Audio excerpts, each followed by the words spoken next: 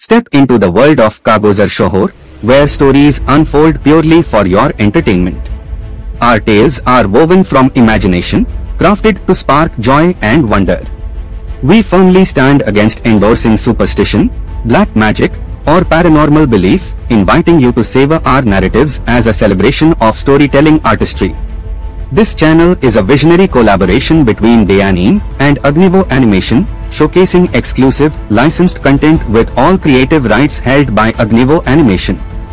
The authority to edit, promote, and unveil this content, including premium releases, rests solely with the freelancer and Deyaneem, delivering an unparalleled experience to our cherished audience worldwide.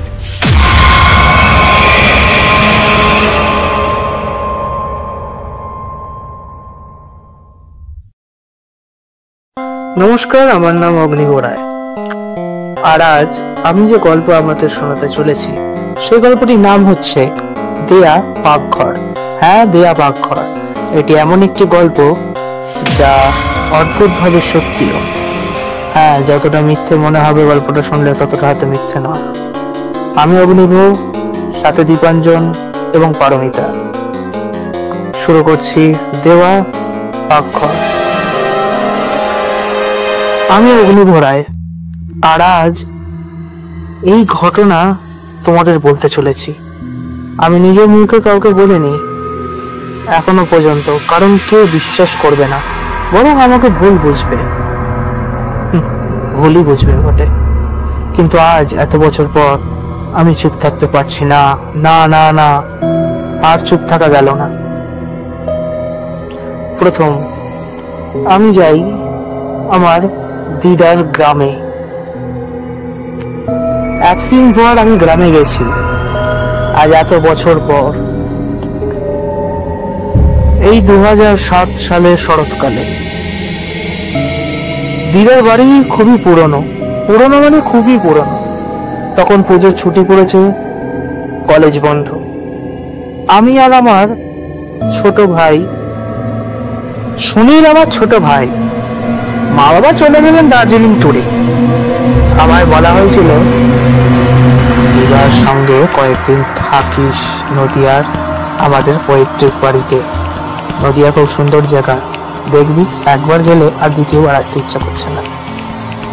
বাবার কথা শুনে মনে হলো সত্যি হয়তো নদিয়ার মতো এই পৃথিবীতে আর কোনো জায়গা নেই। যাই হোক, আমি আর আমার ভাই বেরিয়ে গেলাম নদিয়া যাওয়ার জন্য। ভাই আমি দুজনেই দুজনের ব্যাগ গোছাতে শুরু করলাম। ব্যাগে বিশেষ কয়েকটা দরকারি জিনিস, যেরকম কয়েকটি জামা কাপড় যা ওখানে পাল্টা পাল্টা পড়তে হবে, এবং কয়েকটি যাতায়াতের পথে যেটুকু খাবার লাগে সেটুকু। এর বেশি আর প্রয়োজন বোধ করলাম না জিনিস নেওয়ার। দিদা একা থাকতেন, আমাদের অসুবিধাও হলো না। আমরা দু ভাই দুজনের মতো থাকলাম একতলা একা ভাঙাচোলা বাড়িতে, যার পিছনে একটা পাকঘর ছিল। শুনেছি আগে নাকি ওখানে নাকি মাটি কেটে মরদেহ ফেলা হতো যখন প্লেগ হয়েছিল ওই অঞ্চলে। প্লেগের মতো মহামারী রোগে বহু মানুষ মারা যায়, জায়গাটা হয়ে যায় একেবারেই শুনশান। তখন এত লোকের আর্তনাদ ভেসে ওঠে কানের কাছে। জায়গাটা সবাই এড়িয়ে চলতো, তাই অনেকে মনে করতো ওখানে ভূত আছে, জায়গাটা অশুভ। গ্রামের লোকেরা বলতো ওদিক দিয়ে রাতে যাস না, দিয়া পাকঘর রাতের বেলায় নাকি ডাকে। কথাটা শুনে আমাদের মতো সবুরা ছেলেদের স্বাভাবিক কি মনে হতে পারে? আমাদের মনে হলো মজা ছাড়া আর কিছুই না, তো একটা অ্যাডভেঞ্চার হয়ে যাক। তো অ্যাডভেঞ্চারের নেশায় আমি এবং আমার ভাই ওই পাকঘরের দিকে এক পাক মেরে এলাম। বিশ্বাস করুন, ভয় তো দূর, কিছু মনেও হয়নি। ইঁদুর মাদের অত্যাচার আর কি, যা হয়। তবে আমি তো শহরের ছেলে, এসব গুজব বিশ্বাস করি না, আর এটা আমি প্রমাণও করে দিয়েছিলাম। তবে আমরা রাতের দিকে না, গেছিলাম সকালের দিকে। প্রথম দিন সব ঠিকঠাক ছিল, দিদার সঙ্গে গল্প, পুকুরে পা ভিজিয়ে বিকেল কাটানো, সব ঘরে বসে পড়াশোনা করা থেকে শুরু করে সব, মানে যাকে বলে এক প্রকার বলে ঘরের ছিল। তৃতীয় দিন বিকেলে আমি একা বাড়িতে গীতা মন্দিরে গেছি। হঠাৎ একটা শব্দ হলো, যেন কেউ দরজায় ধীরে ধীরে হাত ঘষছে। প্রথমে পাত্তা দিলাম না, ভাবলাম পাতা হয়তো পড়ছে, কিন্তু শব্দটা এলো এবার দরজার তলা হিললেও না, শুধু দাঁড়িয়েছিল। আমি দরজা খুলে বাইরে তাকালাম, দেখলাম কেউ নেই। হয়তো মনের ভুলে হয়তো আবল তাবল নিজের সাথে নিজে বকছিলাম। সেই ভেবে আমি একটা হাসছিলাম। বাবা, যাই হোক, কেউ নেই, যাই ঘরে যাই, এই ভেবে আমি ঘরের ভেতরে ঢুকে এলাম। তারপর আমি বেশ আসছিলাম, কিন্তু তখন যেন মনে হলো কেউ পিছন থেকে আমাকে বললো, চলে এসো। এই গলার আওয়াজটা শুনে আমার ভিতরটা ধূপ করে উঠল। কে রে? কে ডাকলো? এই তো দেখলাম পিছনে কেউ নেই। আমার মনে হয় আবার আমার মনের ভুলই হয়েছে, বারবার এরকম মনের ভুল হচ্ছে। দেখা যাক কি করা যায়। তো সেই ভেবে ঠিক করলাম আমি যে সেইখান থেকে আমি বেরোবো। এই মানসিক চিন্তা দূর করতে আমি মুখে জলের ঝাপটা দিলাম এবং ঝাপটা দিয়ে কিছুটা স্থির হলাম। স্থির হওয়ার পর ভাবতে বসলাম। ভাবতে বসে দেখি পিছনে যেন মনে হচ্ছে কে যেন দাঁড়িয়ে আছে। সেইভাবে পিছনে তাকালাম, শুধু কালো ধোঁয়া এবং কিছু নিস্তব্ধতা। এই নিস্তব্ধতায় কোনো মানুষও জীবিত লাগে না, সবই যেন মৃত। আমার নিজেকে দিন দিন মৃত মনে হতে শুরু করলো। সেই সময়টা যেন আমার কাছে একটা ঝড়ের সময়, অতি গতিবেগে আমার দিকে কিছু একটা এগিয়ে আসছে, কিন্তু আমি সেটাকে স্পর্শ করতে পারছি না। এইরকম একটি অবস্থায় আমি যেন সময়ের মধ্যে ভেসে গেছি, আর এই সময়ের মধ্যে থেকে আমি আর বেরোতে পারছি না। এই সময়ের চক্রগ্রহ থেকে আমি আর বেরোতে পারছি না, এবং সেই মানসিক অবস্থা থেকে বেরোনোর জন্য আমি মুখে আবারও গিয়ে জলে ঝাপটা দিলাম। তারপর মনে হলো ওই আর তো কেউ নেই। তা আবার মনে ভুলই হচ্ছে, কিন্তু এক রাত্রি এতবার ভুল হবে? এবার যেন কিছুটা সন্দেহ লাগলো আমার, তাই ভেবে দেখলাম না, আর একবার সুযোগ নিয়ে দেখি। তারপর এই সময়ের চক্রগ্রহ থেকে নিজেকে বার করার জন্য আমি ঠিক করলাম যে আমি মুখে আর একবার জলের ঝাপটা দেব এবং এই সময়ের চক্রগ্রহ থেকে আমি বেরোবো। তবে এই সময়ের চক্রগ্রহ আমাকে ছাড়বে, নাহলে এই সময়ের চক্রগ্রহ আমাকে ছাড়বে না। জলের ঝাপটা দেওয়ার পর আমি ঠিক অবস্থায় ফিরে এলাম।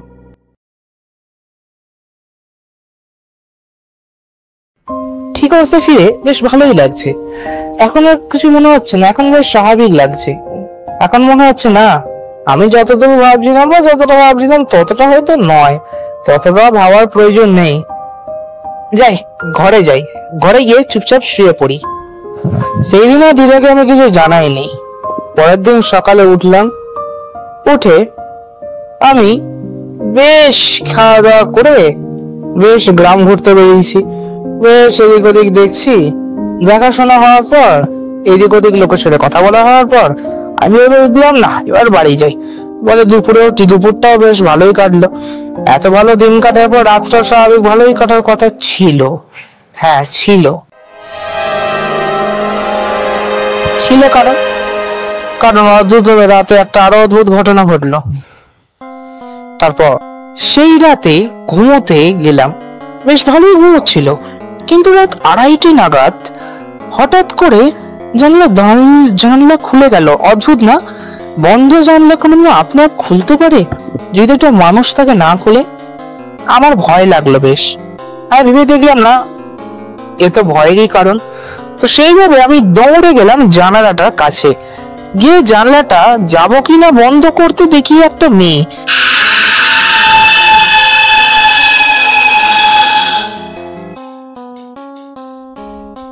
যে গাছটার নিচে দাঁড়িয়ে আছে চুপচাপ, লম্বা চুল, সাদা থান। সে দেখে আমার তখন আমি বলে বোঝাতে পারবো না, আমার গলার আওয়াজ তখন থেমে গেছে। আমি এইভাবে চিৎকার করতে যাচ্ছিলাম, ঠিক তখনই মেয়েটা মুখ দেখে আমি অবাক হয়ে গেলাম। অবাক মানে সম্পূর্ণই অবাক। কেন আমি অবাক হলাম? এই সময় তো আমার ভয় পাওয়ার কথা ছিল, ভয় পাচ্ছিলাম, কিন্তু মেয়েটার মুখটা দেখার পর ভয়ের চেয়ে বেশি আমার অবাকই লাগলো। মুখ বলতে মুখ আছে কিন্তু আবার নেইও। কিরকম? মেয়েটার চোখের জায়গায় চোখ নেই, নাকের জায়গায় নাক নেই, ঠোঁটের জায়গায় ঠোঁট নেই, কিন্তু একটা ফাঁকা স্পট। হ্যাঁ, ব্ল্যাঙ্ক পেপার, যাকে একে বলে ফাঁকা খাতা। এটা সাদা পৃষ্ঠার মতো অংশ, যার মধ্যে লেখালেখি করার মতো অনেক জায়গা আছে, কিন্তু সে পৃষ্ঠায় যেন চোখ মুখের জায়গাটা মিসিং। এই মিসিং স্পটটি দেখে আমার ভেতরে হৃৎপিণ্ডটা আরো জোরে জোরে স্পন্দন শুরু হলো। আমার মনে হলো আমি হয়তো ভুলও দেখতে পারি, কিন্তু আমি চোখ বুঝিয়ে আবার খুলে দেখি না, সত্যি আমি ঠিকই দেখছি। আমি এত জোর বিস্মিত হয়েছি, আগেও হয়তো কোনোদিন আমি তা হয়নি। আমি একটা জিনিস ভেবে অবাক হলাম, এই কেমন মেয়ে, যে মেয়ের মুখের জায়গায় মুখই নেই। আমি তো আশা করছিলাম আমি ভয়ঙ্কর কিছু দেখতে চলেছি, হয়তো বিকৃতি মতো কিছু, যা দেখলে আমার হয়তো বমি পেয়ে যেত ভয়ের সাথে। কিন্তু অবাকভাবে সেখানে দেখার মতো কিছুই ছিল না, শুধু ব্ল্যাঙ্ক স্পট ছিল, জাস্ট আ ব্লাডি ব্ল্যাঙ্ক স্পট। এবং সেই ব্ল্যাঙ্ক স্পট দেখে ভয়ের চেয়ে বেশি আমি অবাক হয়েছি, আমি আগেও বলেছি সে কথা। এবং তারপর আমি সেই মেয়েটিকে একটি আওয়াজ দিই, এবং আওয়াজ দেওয়ার পর সেই মেয়েটি হাওয়ায় যেন ভেসে উঠলো অদ্ভুত ভাবে। এবার আমার একটু ভয় লাগছে, একটি মেয়ে নারী মূর্তি, সে নাকি হাওয়ায় ভাসছে। সে ভেসে ভেসে ভেসে ভেসে আমার কাছে আসার চেষ্টা করলো। আমি ভয়তে আমার চিৎকার হয়ে গেল, ছাড়ো, ছেড়ে দাও। এবং এই যে চিৎকারটা আমার বেরোলো, তখন বলতে পারা গেলে প্রায় অনেকই রাত হয়ে গেছে। আমি তো ভেবেছিলাম কেউ বুঝতেই পারবে না। তারপর আমার চোখ আপনি আপ বন্ধ হয়ে গেল, এবং পরের দিন সকালে আমার চোখ মুখ ভিজে আমার চোখ খুললো, দেখি দিদা সামনে। আমি যতদূর বুঝলাম আমি সেই রাত্রিরে চিৎকার করা কিছুক্ষণ পরের মধ্যে আমি জ্ঞান হারিয়েছিলাম।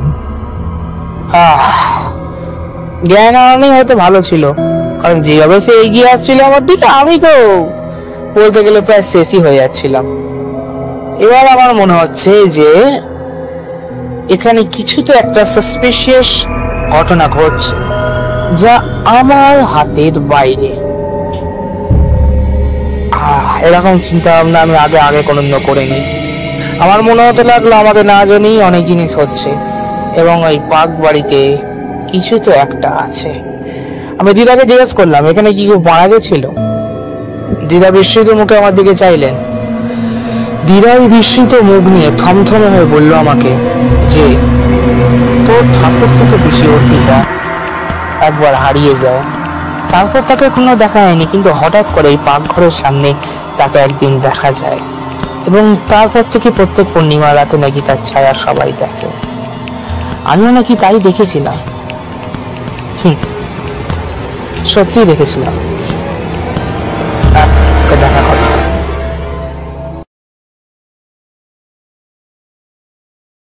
তাই আমি ভাবলাম এই ব্যাপারটা আমাকে খোঁজ নেওয়ার জন্য আমি পাকঘরের সামনে যাব। হ্যাঁ জানি, খুবই অদ্ভুত একটা সিদ্ধান্ত, কিন্তু এই সিদ্ধান্ত নেওয়াটা খুব দরকার ছিল আমার। এই সিদ্ধান্ত অটল করার জন্য আমি সেই সন্ধেবেলা গেলাম পাকঘরের সামনে। গিয়ে পাকঘরের সামনে আমি দাঁড়ালাম। কিছুক্ষণ দাঁড়ানোর পর মনে হলো কাদার তলা দিয়ে যেন কেউ আমাকে টানার চেষ্টা করছে। আমি ওপর নিচে তাকিয়ে দেখলাম কেউ নেই, কিন্তু আমার নিঃশ্বাস তখন থেমে গেল যখন আমি দেখলাম সেই অদ্ভুত দৃশ্য। আমি বিশ্বাসও করতে পারি না আমার সাথে এরকম কিছু করতে পারে বলে। সে কি আপনাদের, আমার তখন শ্বাস থেমে আসছে।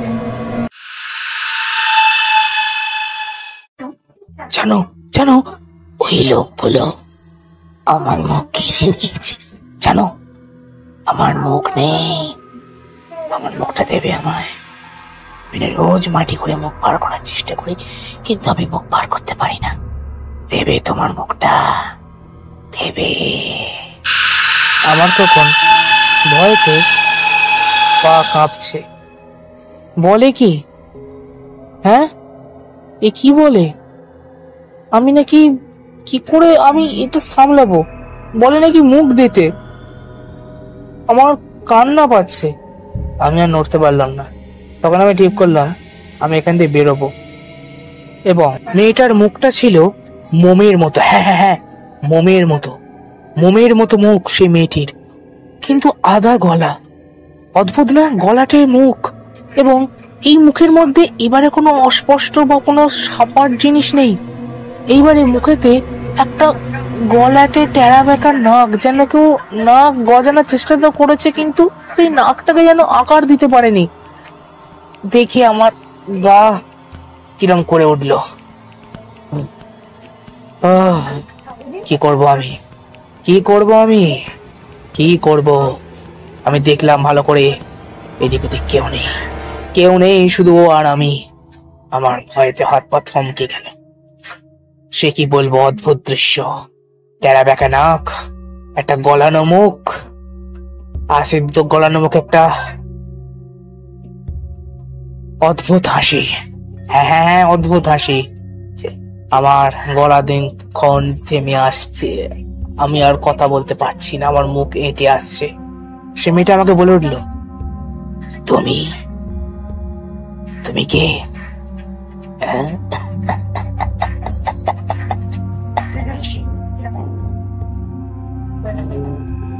তুমি কি নতুন? ভয় পাচ্ছ না তো? একদম ভয় পাবে না। আমি তখন কোন রকম ভাবে পায়ে বিদ্যুৎ খেলে গেল, এবং সে বিদ্যুতের দমে আমি জোরে দৌড়লাম। পিছন দিক দিয়ে হাসির শব্দ হচ্ছে। আমি দৌড়ে গিয়ে দরজা খুলে সঙ্গে সঙ্গে দরজা বন্ধ করলাম। সেই দরজার শব্দে সবার ঘুম ভেঙে গেল এবং আমার চিৎকার উঠল। তখন দিদা আমাকে বললো, তুই ওইখানে কেন গেছিলিস? ওটা তো তোর যাওয়ার জায়গা নয়। আমি মানা করেছিলাম। সেই রাত্রিরে আমি কি উত্তর দেব আমার মাথায় কিছু আসেনি। আমি ঠিক করলাম এ উত্তর না দেওয়াই থাক, সব উত্তর শোনা ঠিক না সব সময়। কিন্তু অদ্ভুতভাবে তারপরেই 3 দিনের জন্য আমার এমন জ্বর হলো, আমি আর উঠতে পারলাম না জ্বরে। হ্যাঁ, জ্বর। কিন্তু মজার ব্যাপার জানেন কি আপনারা, সেই জ্বরে পড়ার ঠিক কিছুদিন পর আমার যখন হুঁশে ফেরে, আমি ঘুম থেকে উঠলাম সকাল সকাল। কিন্তু আমি অদ্ভুত দেখি আমার মুখের এক পাশ পুড়ে গেছে। হ্যাঁ, পুড়ে গেছে। অনেক ডাক্তার দেখিয়েছি, অনেক কিছু দেখিয়েছি, কিন্তু সেই পোড়া দাগ আর ঠিক হয়নি। অনেকে বলে acid burn, but I know it's not acid burn. No, I know everything. এটা কার জন্য হয়েছে আর কেন হয়েছে সেটা হয়তো বললে কেউ বিশ্বাস করবো না, তাই বলার সাহস করি না। But it's not bloody acid burn. কিন্তু কেউ বললে বুঝবেও না, শুনবেও না, উল্টে আমাকে ভুল বুঝবে। তাই মানুষকে বলে না বলে এই কথা মনেতেই রইল আমার। কিন্তু দেয়া পাকঘর এখনো ডাকে। আমি তারপর চলে এসেছিলাম ঠিকই, কিন্তু এখনো পর্যন্ত ওই কথা আমার মনে আছে। আমার মনে হয় এখনো দেয়া পাকঘর আমাকে ডাকে। সেই রাত্রির কথা আমি কোনোদিনও ভুলবো না, কোনো দিনও না। দ্যাট ব্লাডি নাইট, সেই নাইটেই আমার মুখের আজ এই অবস্থা, সেই রাত্রিরেই আমার আজ এই অবস্থা। কাঁদতেও পারি না মন খুলে, কি করব, পুরুষ মানুষ না।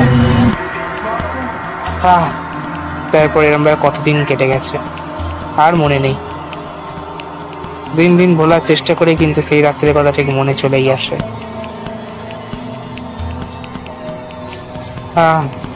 তাই যদি আপনাদের কেউ কোনো ডাকে, তাই কোনো উত্তর দেবে। জানবেন সব কথা উত্তর দেয়া ঠিক না। সব উত্তরে যেরকম প্রশ্ন হয় না, তেমনি সব প্রশ্নের উত্তর হয় না। এই কিছু জিনিস অজানা থাক না, সব জিনিস জেনে কি হবে। এইভাবেই দেয়া পাকঘর শেষ হল। আপনারা শুনছিলেন দেয়া পাকঘর। আশা করব দেয়া পাকঘর আপনাদের ভালো লেগেছে। এই চ্যানেলের প্রথম গল্প প্রত্যেক শনিবার এরম ভাবেই গল্প আসবে। আপনাদের মূল্যবান সময় দিয়ে এই গল্পটা শোনার জন্য অসংখ্য ধন্যবাদ।